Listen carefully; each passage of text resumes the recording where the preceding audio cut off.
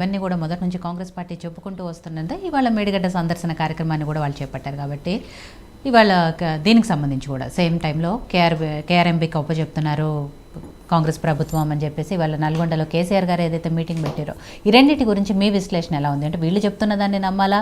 Of course Medigadda కుంగులు అయితే కనిపిస్తున్నాయి కాబట్టి దాన్ని బట్ ఎక్కడైతే అక్రమాలు అవినీతి జరిగాయనే విషయంలో నమ్మాలా, లేకపోతే కేఆర్ఎంబీకి ఒప్పచెప్పే విషయంలో కాంగ్రెస్ పార్టీ సంతకాలు చేసింది ఒప్పుకుంది, గతంలో బీఆర్ఎస్ పార్టీ ఒప్పుకోలేదు, సంతకాలు చేయలేదు అని చెప్పిన దాంట్లో ప్రజలంతా కన్ఫ్యూజన్లో ఉన్నారు. అసలు సంతకాలు పెట్టారా పెట్టలేదా ఏం జరుగుతుంది అని. సో వీటికి సంబంధించి మీరు ఒక క్లారిటీ ఇవ్వాల్సిన అవసరం ఉంది. ఇవాళ జరిగిన రెండు సభలు ఏవైతే ఉన్నాయో పార్లమెంట్ ఎన్నికల సందర్భంగా ఏదో ఒక రూపంలో ప్రజల్లోకి వెళ్ళడానికి మొట్టమొదటి అడుగు కింద రెండు పార్టీలు ఒక ఇష్యూ తీసుకొని వెళ్ళాయి. ఈ రెండిట్లో కేసీఆర్ గారు బయటకు వచ్చి చాలా రోజుల తర్వాత ఎన్నికలు ఓడిపోయిన తర్వాత ఆయన అనారోగ్యం పాలైన తర్వాత బయటకు వచ్చి ఏం మాట్లాడతారో అన్న ఉత్సాహం ఉత్సుకత బాగా కనపడింది. చాలామంది దాన్ని చూశారు కూడా, టీవీలో కూడా ఆయన స్పీచ్ని వినటం జరిగింది. సో ఆయన అన్నట్టు ఆయన సహజ ధోరణలో ఆయన భాష అవన్నీ కూడా దద్దమ్మలన్నా వెదవలన్నా చవటలన్నా ఏమన్నా అది మారలేదు. మారాలని కూడా ప్రజలు కోరుకోడు. ఇప్పుడు మనం చిరంజీవి గారి సినిమా అనుకుందాం. మనం చిరంజీవి గారు ఏం చెప్తున్నారు, ఏమంటే 60-60 ఏళ్ళు వచ్చింది, మీరు కొంచెం హుందాగా పాత్రలు వేయచ్చు కదా అంటే నా ఫ్యాన్స్ డ్యాన్సులు వేస్తేనే ఒప్పుకోరు అది ఇది. కేసీఆర్ గారు ఎలా ఉండాలనుకుంటారో ప్రజలు ఆ రకంగా ఎక్స్పోజ్ అయ్యే ప్రయత్నం చేశారు ఆయన. ఇప్పుడు చాలా రోజుల తర్వాత బయటకు వచ్చిన వాళ్ళ నాయకుడిని వాళ్ళు ఆ రకంగా అగ్రెసివ్గా ఎక్స్పెక్ట్ చేస్తారు. అలా మాట్లాడినందువల్ల ఏమవుతుందంటే నేను టోటల్గా ఫిట్గా ఉన్నాను, ఓకే నేను పార్టీని నడిపించగల స్థాయిలో ఉన్నాను, మనకు పార్టీకి ఎటువంటి ఇప్పుడు సాధారణంగా నాయకుడు వీక్ అయ్యాడు అని తెలిసినప్పుడు క్యాడర్ కూడా వీక్ అవుతుంది, కాన్ఫిడెన్స్ లెవెల్స్ తగ్గుతాయి. సో ఆయన చేసిన ప్రయత్నం అంతా ఎలా అనిపించిందంటే కాన్ఫిడెన్స్ లెవెల్స్ నింపే ప్రయత్నం కూడా జరిగింది. సో ఆయన సహజ ధోరణిలో వెళ్ళటం లేదు, మనకేం లేదు, మేము అలాగే ఉన్నామా, ఓడిపోతుంటాం గెలుస్తుంటాం, అది మామూలుగా అందరూ మాట్లాడుతుంటారు పొలిటీషియన్స్. ప్లస్ ఆయన అంతకుముందు 10 ఏళ్లలో చేసిన కొన్ని కార్యక్రమాలు కూడా చెప్పారు, నేను ఇవి చేశాను. ముఖ్యంగా విద్యుత్ గురించి చెప్పిన ఏదైతే ఉందో అది నాకు తెలిసి ప్రజల్ని టచ్ అయింది. ఈ 3 నెలల్లో నిజంగానే విద్యుత్ సమస్యలు మనం చూస్తున్నాం. మనం సడన్గా కరెంటు పోతుంది. అంతకుముందు ఎప్పుడైనా చెట్లు కొట్టేస్తున్నారు అన్నప్పుడు కరెంటు పోయేది అంతే. ఇప్పుడు అలా కాదు, పోతుంది, కరెంటు పోతుంది, విలేజ్ల్లో కరెంటు పోతుంది, ఇవన్నీ జరుగుతున్నాయి. ఈ 3 నెలల్లో ప్రజలకి అది కొంచెం అర్థమైంది. కరెంటు సమస్య అయితే మొదలైంది, కొంచెం కాంగ్రెస్ గవర్నమెంట్ వచ్చింది. నేను మొన్న ఏదో ఊళ్ళో రైతులతో ఏదో విషయంలో మాట్లాడుతున్నప్పుడు ఇప్పుడు ఇలా ఉంటే రేపు సమ్మర్లో పరిస్థితి ఏంటి అన్న ఆలోచన కూడా ప్రజల్లోకి వచ్చింది. సో కేసీఆర్కి ప్లస్ పాయింట్ ఏంటంటే కరెంటు సమస్య ఏదైతే లేకుండా ఆయన 10 ఏళ్ళు పరిపాలించారనేది ప్రజల్లో ఉన్న ఫీలింగ్, ఈయన సమస్య ఇవ్వలేదని. సో ఆ పాయింట్ని ఆయన ప్లస్ పాయింట్లు ఏవైతే ఉన్నాయో అది కూడా ప్రజల్లోకి తీసుకెళ్లే ప్రయత్నం చేశారు ఈ 3 నెలల్లో. అంటే 3 నెలల్లో అద్భుతాలు ఏం జరగవు. ఎవరు వచ్చినా కూడా, కాంగ్రెస్ గవర్నమెంట్ వచ్చినా కూడా 3 నెలల్లో అద్భుతాలు ఏం ఎవరు చేయలేరు 3 నెలల్లో. కానీ వాళ్ళ ప్లస్లో వీళ్ళ మైనస్లో చిన్న చిన్న విషయాల్లో ఏదైతే ఉన్నాయో అదే ఆయన ప్రజల్లోకి తీసుకెళ్లే ప్రయత్నం చేశారు. నేను స్ట్రాంగ్గా ఉన్నాను, భయపడాల్సిందేం లేదు, మనం ఫైట్ చేయగలం, పోరాడదాము అన్నట్టుగా ఒక మెసేజ్ని ఆయన ప్రజలకు అందించే ప్రయత్నం చేశారు తప్ప ఇక్కడ కృష్ణా వాటరు, గోదావరి వాటరు ఇవన్నీ అసలు యాక్చువల్ ఇష్యూస్ కావు. అక్కడ ఏదో ఒక టాపిక్తో మనం ప్రజల్లోకి వెళ్ళాలి.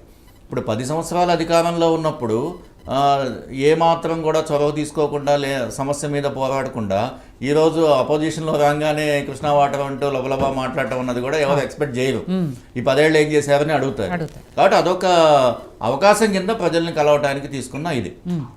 కాంగ్రెస్ సభ చూసినట్టయితే కాంగ్రెస్ మొదటి నుంచి ఈ మేడిగడ్డ ప్రాజెక్టు మీద దీన్ని పోరాడుతూనే ఉంది. అదే ఇందాక ఆయన చెప్పినట్టు భట్టి విక్రమ గారు వాళ్ళు వెళ్ళినప్పుడు ఆ పోలీసులు అడ్డుకోవటం, లాఠీచార్జ్ కూడా లాఠీచార్జ్ జరగటం, ఇలాంటి ఇన్సిడెంట్ జరిగాయి. అంటే అలాంటి పోరాటాలు చేశారు కాబట్టి వాళ్ళకి అధికారం వచ్చింది. ఓపెన్గా చెప్పాలంటే ఈ లోపం ఎప్పటి నుంచో ఉంది అన్న విషయం అందరికీ తెలుసు. అది డ్యామ్ క్రాక్స్ ఇచ్చాయి, కుంగిపోయింది, ఇలాంటివి నిత్యం టీవీలో చూస్తున్నారు, ప్రజలు కూడా మాట్లాడుకుంటున్నారు. సో దీన్ని చూసే ఎప్పుడైనా అపోజిషన్ వెళ్తా ఉన్నప్పుడు నన్ను అడిగితే వదిలేయడం బెటర్ ఏమో, అంత పబ్లిసిటీ రాదు అపోజిషన్కి, వాళ్ళు వదిలే చూసేసినట్టు అంటే అయిపోయింది ఆ రోజుతో. వాళ్ళని కొట్టి నానా చేస్తే ఇది వీళ్ళకి మైలేజ్ ఇచ్చేస్తుంది. సో అదే జరిగింది. అప్పుడు కూలిందేదో కూలింది, కుంగిందేదో కుంగింది. దానికి వీళ్ళు చేయగలిగింది కానీ వాళ్ళు చేయగలిగింది కానీ ఇమీడియట్గా ఏముండదు. ఎందుకు జరిగింది ఏంటి అన్నది ఒక దర్యాప్తు బృందాన్ని వేసి అవినీతి ఎక్కడ జరిగింది ఏంటన్నది ఫైనల్గా అదే చెయ్యాలి. అది కిషన్ రెడ్డి గారు కూడా చెప్పినట్టున్నారు, మీ రాష్ట్ర ప్రభుత్వం కేంద్రానికి లెటర్ రాయొచ్చు కదా, దీని మీద ఇది జరిగింది కాబట్టి మీరు సిబిఐ ఎంక్వైరీలో ఏం చేస్తారో చెయ్యండి, లెటర్ ఇస్తే చేస్తాము అన్నట్టుగా ఆయన అఫిషియల్గా ఒక టెక్నికల్గా ఆయన పాయింట్ చెప్పుకుంటూ వెళ్ళారు. వీళ్ళు కూడా పోరాడతారు రేపు, అన్ని పార్టీలు కూడా అదొక అవకాశం వచ్చింది కాబట్టి దాని విషయం మీద మాట్లాడతారు. ఇప్పుడు కేంద్ర ప్రభుత్వం ఏదైతే ఇన్వాల్వ్ అయ్యి దీంట్లో చేయాల్సిన బాధ్యతలు ఏవైతే ఉన్నాయో అవి కూడా హైలైట్ చేసుకుంటూ రాష్ట్ర ప్రభుత్వం మాట్లాడే అవకాశాలు ఉన్నాయి. ఇప్పుడు ఇవాళ నేను కేసీఆర్ గారి సభలో గమనించాను, రాజశేఖర్ రెడ్డి గారు ఉన్నప్పుడు ఈ ప్రాజెక్టులన్నీ ఒక రూపకల్పన చేసుకున్న సమయంలో అప్పుడు ఇరిగేషన్ మినిస్టర్ ఎవరైతే ఉన్నారో పొన్నాల లక్ష్మయ్య గారు, ఈయన పక్కనే కూర్చొని ఉన్నారు. సో అంటే అప్పుడు ఆ ప్లానింగ్లో ఇన్వాల్వ్ అయిన వ్యక్తి, అప్పుడు ఆయన కాంగ్రెస్లో ఉన్నారు. రాజశేఖర రెడ్డి గారికి చాలా ముఖ్యమైన మంత్రుల్లో ఆయన ఒకరు. అప్పుడు ప్రభుత్వం కూడా ఎలా ఉండేదంటే ఏ మినిస్టర్ మంత్రిత్వ శాఖ మంత్రి ఆయన వచ్చి ఆయన నివేదిక చెప్తుండేవాడు ప్రెస్ మీట్లో. నీటిపారుదల శాఖ అంటే ఈయన వచ్చి మాట్లాడేవాడు, హోమ్ అంటే హోమ్ మినిస్టర్ వచ్చి మాట్లాడేవాడు. అలా ఒక స్వేచ్ఛగా ప్రజాస్వామ్యంగా ఉండేది. ఇప్పుడు అది కనపట్లేదు అసలు. మినిస్టర్లు కొంతమంది చాలా కాలం కనపడని మినిస్టర్లు కూడా మనం చూస్తూ ఉంటాము. సో పొన్నాల లక్ష్మయ్య గారు ఆ రోజుల్లో ప్రతి ప్రాజెక్టుకి సంబంధించిన ప్రెస్ మీట్లు పెట్టేవాళ్ళు. విలేకరులు అడిగిన ప్రశ్నలకి వాళ్ళ నుంచి సమాధానం వచ్చేది, ఎక్కడ నడుస్తుంది ఏ నడుస్తుంది అన్నది నడిచేవి. ఇవన్నీ ఆ రోజుల్లో కొన్ని పూర్తయ్యాయి, కొన్ని ఫౌండేషన్లో ఉన్నవి ఏదో జరిగింది. ఆయన కూడా ఈయన మాట్లాడుతూ ఉన్నప్పుడు అప్పుడప్పుడు ఆయన చూపిస్తున్నారు. అంటే అప్పుడు వాస్తవంగా అనుకున్న దానికి ఇప్పుడు దానికి మ్యాచ్ అవ్వట్లేదు అన్నట్టుగా ఆయన కొంచెం ఇబ్బందిగానే కూర్చున్నట్టుగా అనిపించింది. ఎందుకంటే వాస్తవాలు ఆయనకి తెలుసు ఆయన ఏం జరిగింది, అసలు ఆ ప్రాజెక్టు మొదట్లో అనుకున్నది ఏంటి, ఫైనల్గా వచ్చిన ప్రొడక్ట్ ఏంటి అన్నది క్లియర్గా చూసిన వ్యక్తి కాబట్టి నేను ఆయన చూస్తున్నా. ఈయనకన్నా ఇవన్నీ డిజైన్ చేసింది ఆయనే కదా ఆయన. ప్లస్ ఇంకోటి, ఇలాంటి నీటిపారుదలకు సంబంధించింది ఇప్పుడు నాగార్జున సాగర్ కానీ శ్రీశైలం ఇలాంటి డ్యాములు కట్టిన రోజుల్లో, పాత రోజుల్లో ఇంత టెక్నాలజీ లేని రోజుల్లో, ఇప్పుడున్నంత సివిల్ టెక్నాలజీ ఆ రోజుల్లో లేదు, మ్యాన్ పవర్తోనే కట్టారు. కట్టినప్పుడు అప్పుడు బాస్ ఎవరో తెలుసా అండి? Chief engineer. Chief engineer was the boss. ఆయన ఆ ఏరియాకి ఆయన king. MLA board, minister board, chief minister board ఏం చెప్పినా ఆయన చెప్పాలి. ఇప్పుడు వాళ్ళు ఎవరు అసలు, ఎక్కడున్నారు అసలు వాళ్ళు? అసలు వాళ్ళ పేరు తెలుసా మనకి? Who is the chief engineer of this project అని? అసలు వాళ్ళని బయటకు వస్తున్నారా? అన్నీ ముఖ్యమంత్రి మాట్లాడతాడు, అన్ని మినిస్టరే మాట్లాడతాడు. వాళ్ళ యొక్క పనితనాన్ని వీళ్ళకి అనుగుణంగా చెప్పడం అన్నది అలవాటు అయిపోయింది పాలిటిక్స్లో. యాక్చువల్గా పనిచేస్తున్న వ్యక్తి బయటికి రావట్లేదు. వాళ్ళు కొన్ని చెప్పకూడనివి వీళ్ళు చెప్తున్నా కూడా వాళ్ళు మాట్లాడే పొజిషన్లో లేరు. అందువల్ల ఈ లోపాలు అవుతున్నాయి. ఇవన్నీ ఎందుకు జరుగుతున్నాయంటే ఎవరు చేయగలరో టెక్నికల్గా వాళ్ళకి పూర్తి పవర్స్ ఇవ్వట్లేదు. అందరూ వేలు పెడుతున్నారు, లేకపోతే తొందర పెడుతున్నారు. మేము ఎలక్షన్లో చెప్పుకోవాలి, తొందరగా కట్టండి, లేకపోతే డబ్బులు తీసుకోవాలి, మేము ఎక్కడో రిలీజ్ అవుతాయి, ఇదేదో చూపిస్తే అక్కడ డబ్బులు రిలీజ్ అవుతాయి కాబట్టి దీన్ని ఏదో చేయండి అన్న దాని మీద ప్రాజెక్టు డ్యామేజ్ అవుతున్నాయి. ఆయన అన్నట్టు 1,00,000 కోట్లు ఎటుపోయాయో తెలియట్లేదు. ఫలితం లేకుండా డబ్బులు అటు ఇటు అయిపోయాయి. కాబట్టి కాంగ్రెస్ ప్రభుత్వం వచ్చింది 3 నెలల్లో ఏదో అద్భుతాలు చేయాలని చెప్పి ప్రజలు ఊహించారు. ఈ సమస్యలు, విద్యుత్ సమస్యలు ఏవైతే ఉన్నాయో అవి మటుకు గమనించుకుంటారు.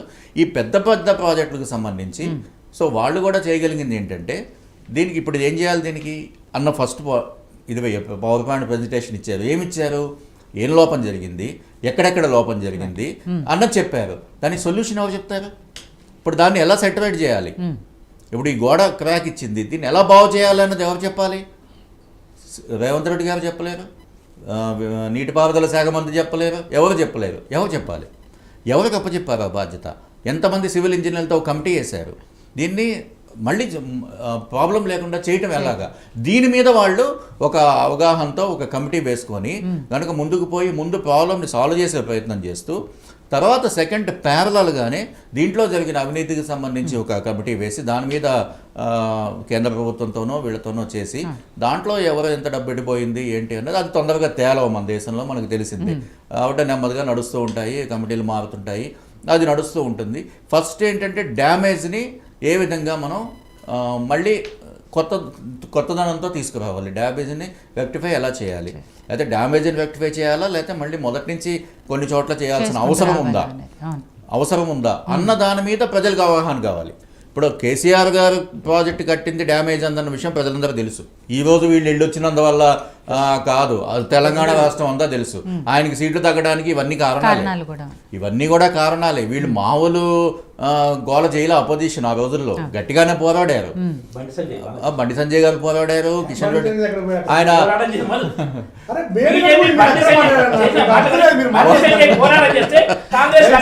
అంటే బండి సంజయ్ గారి విషయాన్ని నేను చెప్తాను. ఆయన పాదయాత్రలో ఈ టాపిక్స్ మీద మాట్లాడారు కొన్ని చోట్ల. అంతే. కిషన్ రెడ్డి గారు అధికారంలో ఉండటం వల్ల ఆయన వెళ్ళడానికి అవకాశం వచ్చింది. ఇందాక మనం చర్చించుకున్నట్టు కాంగ్రెస్ పోరాటం చేసింది. ప్రజలందరికీ విషయాన్ని అయితే తీసుకెళ్ళగలిగారు. అన్ని పార్టీలు అపోజిషన్లో అప్పుడు ఉన్నవి ఏవైతే ఉన్నాయో ప్రజల దగ్గర తీసుకెళ్ళగలిగారు. అది కూడా బీఆర్ఎస్ యొక్క రిజల్ట్ మీద కొంత ప్రభావం చూపించాయి. అటు ఆ విషయం చెప్పడానికి వీళ్ళు ఇప్పుడు కొత్తగా వెళ్ళి చెప్పేది ఏం లేదు, అందరికీ తెలుసు అని. వీళ్ళు దానికి సొల్యూషన్ కనుక చూపించగలిగితే మంచి ఇంజనీర్లతో వాడుతూ అది ప్రజలు అది చూస్తారు.